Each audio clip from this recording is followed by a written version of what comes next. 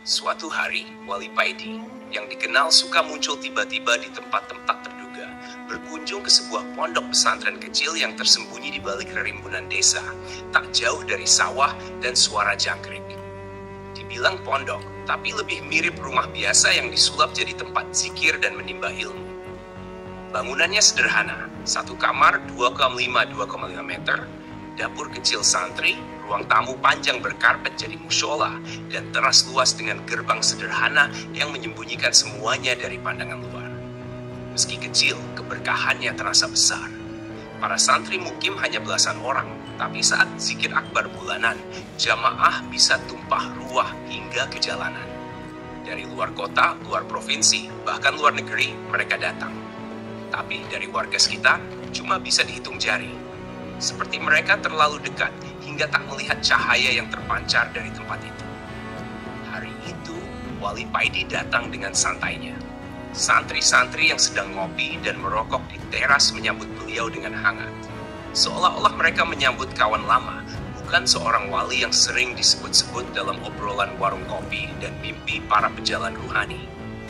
"Paidi," seru salah satu santri sambil tertawa. "Tumben main kemari?"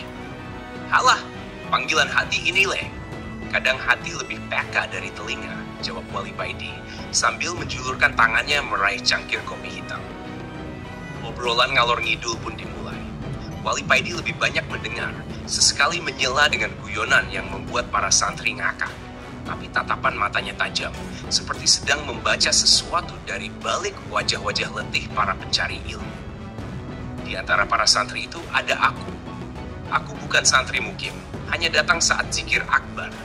Tapi kali ini, aku sudah seminggu berada di pondok. Jiwaku sedang kacau. Masalah datang dari segala penjuru. Keluarga, pekerjaan, dan bisikan-bisikan aneh yang membuat pikiranku was-was dan hatiku gelisah.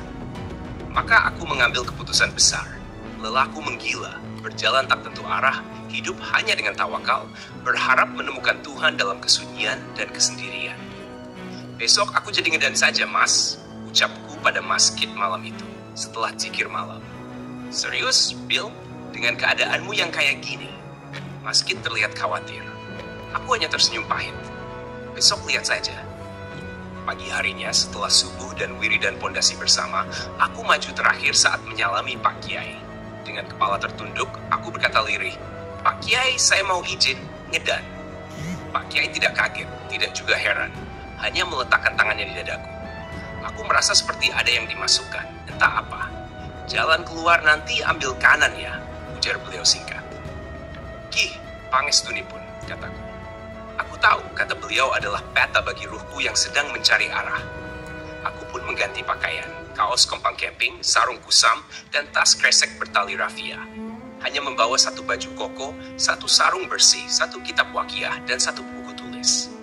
Beberapa teman memberi botol kopi, tapi aku tolak. Aku tidak ingin tergantung pada apapun selain Allah. Ketika Anda pergi, Wali Paidi mendekat. Ia menatapku lama, lalu berkata, "Dang lunga, Bill. Tapi ingat, ngedan itu bukan untuk kabur, tapi untuk nemu. Dan yang nemu, biasanya yang malah ketemu dengan dirinya sendiri dan Tuhan."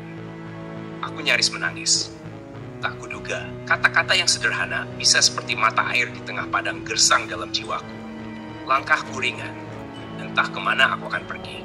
Tapi hatiku yakin, ini awal dari suluk. Bukan hanya mencari arti tawakal, tapi menghidupkannya. Di jalanan, di antara orang-orang yang mungkin menganggapku gila, aku berharap bisa mendengar suara Tuhan yang selama ini tertutup oleh suara dunia. Dan entah kenapa, aku merasa Wali Paidi akan muncul lagi di perjalanan ini. Mungkin dalam wujudnya yang sama, atau dalam bentuk lain yang tak terduga. Karena begitulah para kekasih Tuhan. Mereka datang tanpa rencana, tapi selalu tepat waktu.